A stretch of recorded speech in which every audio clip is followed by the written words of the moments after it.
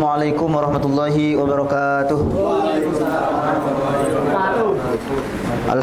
Alhamdulillahirabbil alamin wa bihi nasta'in ala umuri dunya waddin. Wassalatu wassalamu ala asrafil anbiya sayyidina wa maulana Muhammad wa ala alihi wa sahbihi ajmain, amma ba'd. Qala Allah ta'ala fil Qur'anil Karim, a'udzu billahi minasyaitonir rajim. Bismillahirrahmanirrahim. Wa ta'azzana rabbukum la in syakartum la azidannakum wa la in kafartum inna adzabi lasyadid. Shadaqallahul ayah. Hadirin, mari sama-sama kita haturkan puji serta syukur kita kehadirat Allah Subhanahu wa taala yang telah memberikan kita beribu-ribu macam nikmat, di antaranya nikmat iman, nikmat Islam, nikmat sehat wal afiah, sehingga kita dapat berkumpul bermuajahah di tempat yang mulia ini. Salawat bertangkaikan salam semoga selalu tercurahkan kepada junjungan Nabi besar kita Nabi Muhammad sallallahu alaihi wasallam, kepada keluarganya, para sahabatnya, juga semoga sampai kepada kita selaku umatnya. Amin amin ya rabbal alamin. Alhamdulillah, pada hari kemarin kita telah membahas tentang daripada keutamaan daripada amal yang daripada ilmunya itu diamalkan, atau buah daripada ilmu yaitu amal. Nah, dikutip daripada kitab apa ya, Jami'ah, bukan Risalah Jami'ah, Manhaj Syahwi. Ya. Sini dijelaskan bahwasanya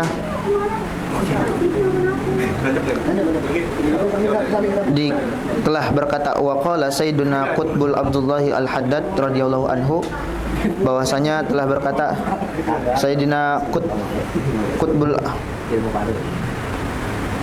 daripada Abdullah bin Al-Haddad, semoga Allah meridhai dan merahmatinya. Nah, daripada beliau berkata, yang beliau katakan apa, waqad ulima wa tafarrara annal a'mal salihata allati tasuddur minal arifin wa yazidu summa yub'atsu 'alal a'mali asar. Ini kata Al-Habib Abdullah, katanya Pak, sesungguhnya telah diketahui dan ditetapkan bahwa amal-amal soleh yang terbit atau dilakukan seseorang itu oleh seorang yang mengetahui, maksudnya mengetahui ilmunya, begitu. Orang melakukan amal soleh dan mengetahui ilmunya, orang yang mengenal Allah dan dengan mendalam, orang arif itu ya, orang arif billah, pahalanya lebih besar dan lebih unggul dibandingkan amal-amal orang selainnya. Apa, bisa jadi amal yang mereka laksanakan sama dengan kita, kayak sholat, baca Quran dan sebagainya, tapi yang dihitung pahalanya lebih besar. Kenapa lebih besar? Karena apa? Karena seorang yang arif. Orang yang arif itu apa? Orang yang mengetahui ilmunya dan mendalam. Terlebih dia apa? Menjalankan semua aturan yang dari syariat, semuanya dijalankan dengan secara apa? Dengan secara tepat. Kalau orang yang ilmunya tahu, maka apa? Maka amalan yang sama dilakukan tapi pahalanya beda. Sebab apa? Sebab tahu ilmunya. Nah, dan lebih ruginya apabila kita melaksanakan ibadah namun tidak tercatat ibadah. Karena apa? Karena enggak sesuai dengan perintahnya, dengan syaratnya. Begitu. Dan disebabkan karena apa? Karena enggak tahu ilmunya. Dan dikatakan wa tatafadda'u as'afan kasiratan wa kadzalika ma yasudru minhu minas sayiat ta'zumul muakhadatu 'alaiha wa tafattuhul mu'afatatu laha. Dan pahala atau dosa yang dilipat gandakan tadi, orang tersebut, orang yang arif tadi, lipatannya itu enggak 1, 2 tapi banyak, kata Imam Haddad.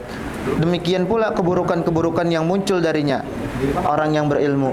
Kalau misalkan dia tahu, paham ilmunya, dia seorang ulama, seorang yang belajar, kemudian apa? Timbul keburukan daripadanya, maka demikian pula keburukan atau kemaksiatan yang seorang yang berilmu lakukan itu lebih besar atau dilipat gandakan dosanya. Kayak apa? Maka tuntunan atasnya menjadi besar dan hukumannya menjadi sangat berat. Terkadang ia dihukum karena melakukan dosa-dosa kecil dengan hukuman yang setara dengan hukuman orang yang melakukan dosa yang besar. Orang awam melakukan dosa besar tapi kedudukannya sama seperti apa? Orang alim yang melakukan dosa-dosa kecil. Gitu. Padahal orang alim yang tadi melakukan tadi tuh dosa-dosanya ya dosa-dosa receh, tapi dosanya disetarakan dengan orang awam, orang yang nggak tahu ilmunya dengan apa? Dengan dosa besar yang mereka lakukan. Itu. Kenapa itu dilakukan? Apa terjadi? Hal itu dikarenakan ia berada dalam posisi kedekatan. Tuh. Maksudnya kedekatan apa? Orang yang sudah memiliki ilmu, bahwasanya apa? Bahwasanya ilmunya akan mendekatkan dirinya kepada Tuhannya, kepada Allah.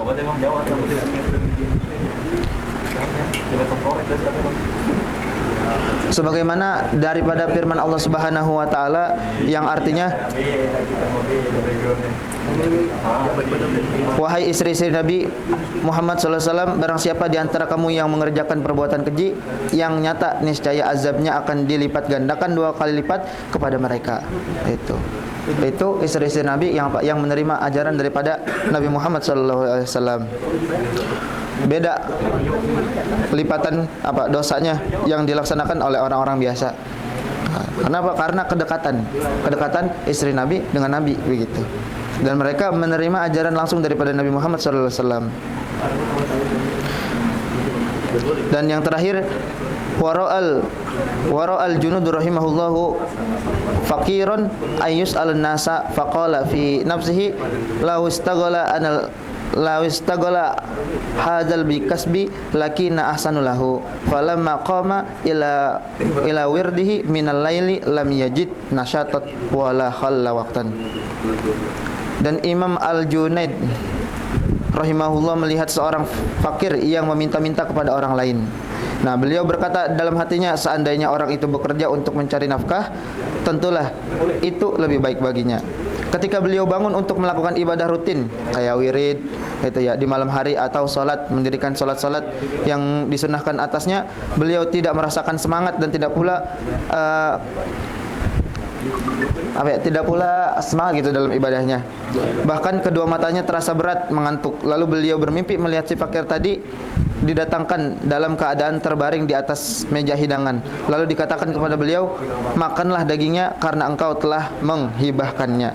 Beliau menjawab, subhanallah, itu hanyalah lintasan pikiran di hati. Dan dikatakan di dalam beliau bahwasanya orang seperti itu berilmu, dekat dengan Allah, dan tidak dimanfaatkan atas hal semacam ini selesai daripada kitab.